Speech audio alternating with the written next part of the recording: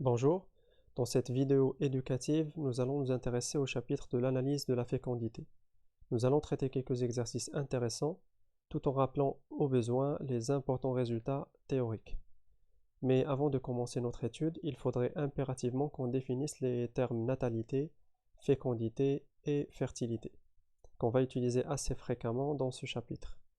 Donc la natalité est l'étude du nombre de naissances au sein d'une population, et il ne faut pas la confondre avec la notion de fécondité qui représente l'étude du nombre des naissances par femme en âge de procréer. Enfin, le concept de fertilité désigne en effet cette aptitude à procréer. Dans le premier exercice, on présente des statistiques relatives à un pays A pour les années 1985 et 1986, et on demande dans une première question de calculer à la fois les taux bruts de natalité et de mortalité. Donc on rappelle les formules de calcul du TBM et P bar entre T et T plus N. Dans notre cas, on s'intéresse au calcul du taux sur une année, donc N égale à 1. On trouve donc que le taux brut de mortalité en 1985 est de 10 pour 1000. Pareil, on utilise cette fois la formule de calcul du TBN pour trouver un taux brut de natalité de 13,9 pour 1000. Pour le calcul de ces mêmes taux pour l'année 1986, on procède de la même manière sauf qu'on devrait connaître la population de l'année 1987, si on veut calculer la population moyenne de l'année 1986. Donc on rappelle que la balance démographique se réfère à l'équation de récurrence suivante qui va nous permettre de calculer la population de l'année 1987. On calcule par la suite la population moyenne de l'année 1986 et on trouve finalement qu'en 1986, le taux brut de mortalité est de 9,87 pour 1000 et le taux brut de natalité est de 14,06 pour 1000. Dans la deuxième question, on nous demande de calculer le taux d'accroissement moyen des 2 années. On peut commencer par calculer les différents coefficients multiplicateurs sur la base des taux de variation des années 1985 et 1986. Ensuite, on calcule le taux de croissance global, puis enfin le taux de croissance annuel moyen qui est de l'ordre de 0,4%.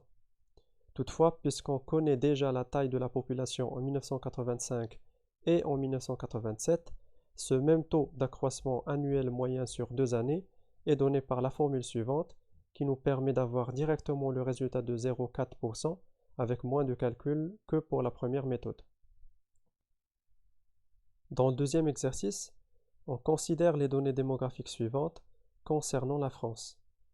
Dans la première question, on utilise la formule réduite de calcul du taux brut de natalité en prenant en considération que n égale à 1 et que la population au 1er juillet de chacune des années d'études est la population moyenne. On obtient donc les résultats suivants. Par exemple, en France et pour l'année 1980, on a observé en moyenne 14,85 naissances pour 1000 individus.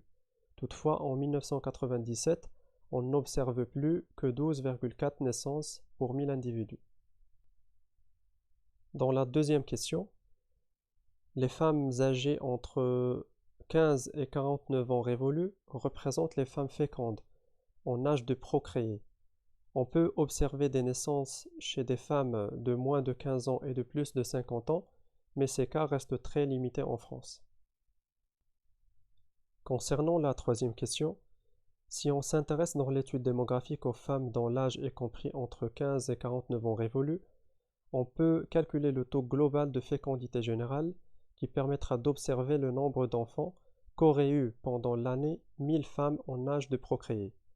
Pour cela, on utilise la formule suivante en divisant le nombre de naissances survenues pendant une année en France par l'effectif moyen au cours de cette même année, ou bien par l'effectif au 1er juillet des femmes françaises en âge de procréation.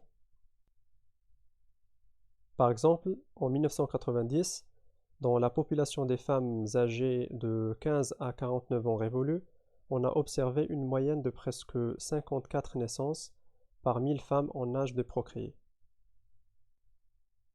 Dans cet exemple, on s'intéresse aux données démographiques de 2 pays A et B.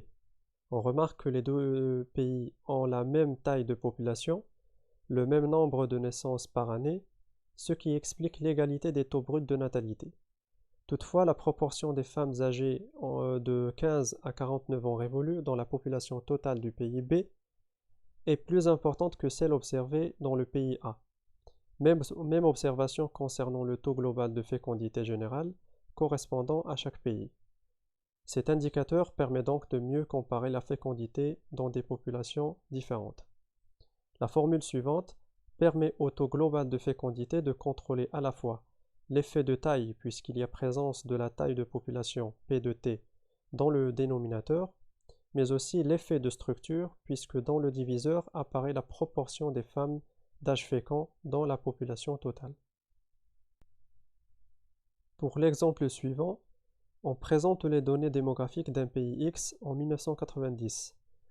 Les femmes d'âge fécond représentent 20,63% de la population totale.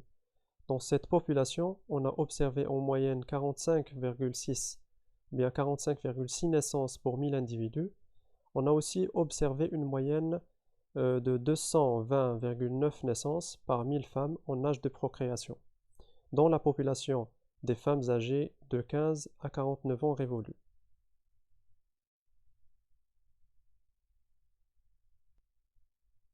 Généralement, la fécondité peut aussi varier dans le groupe des femmes âgées de 15 à 49 ans révolus. Parmi les femmes en âge fécond, la proportion des femmes les plus fécondes peut être différente d'une population à l'autre. Donc, pour neutraliser cet effet de structure, on calcule des taux de fécondité appelés taux spécifiques par âge. Enfin, l'indicateur conjoncturel de la fécondité s'obtient en sommant les taux de fécondité quinquennaux et ensuite en multipliant cette somme par 5, car en effet, chaque taux quinquennal est en fait d'application pour 5 années. Dans cet exemple, on présente des données démographiques de deux pays A et B. En utilisant les formules suivantes, on peut calculer à la fois le taux global de fécondité générale, les taux spécifiques par âge et aussi les proportions des femmes fécondes par classe d'âge parmi toute la population des femmes en âge de procréer. À première vue, on peut rapidement déduire que la fécondité est plus élevée dans le pays A car le taux global de fécondité générale est plus important. Cependant, si on observe les taux spécifiques par âge, on remarque plutôt que ce sont ceux relatifs au pays B qui sont les plus élevés. Donc cet exemple illustre le fait que les effets de structure plutôt, doivent être pris en considération avant toute analyse des phénomènes démographiques. Dans le troisième exercice, on dispose pour l'année 1984 en France des effectifs moyens de femmes par classe d'âge et du nombre de naissances selon l'âge de la mère. En ce qui concerne la première question, on utilise la formule suivante pour calculer le taux global de la fécondité générale pour l'année 1984. Donc en France, les femmes âgées de 15 à 49 ans révolus, on a observé une moyenne de 56,66 naissances par 1000 femmes en âge de procréer.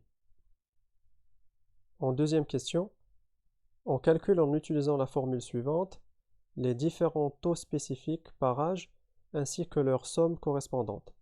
Ainsi, par exemple, sur 1000 femmes françaises de 25 à 29 ans révolus, on a enregistré en 1984 en moyenne 139,39 naissances.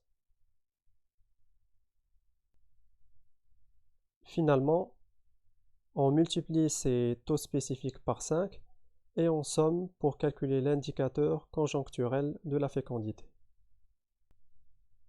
Donc, comme interprétation de ce dernier résultat, on peut dire que si les comportements en matière de fécondité restaient les mêmes que ceux observés durant l'année 1984, alors les générations à venir auraient en moyenne 1,81 enfants par femme.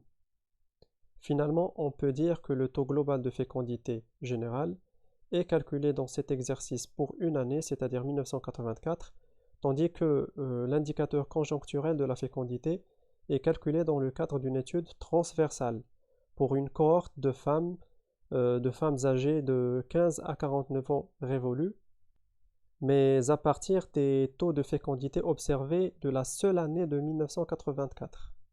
C'est-à-dire c'est le nombre moyen d'enfants mis au monde par une femme ayant atteint l'âge de 50 ans si à chaque âge elle devait connaître la fécondité observée en 1984 en France.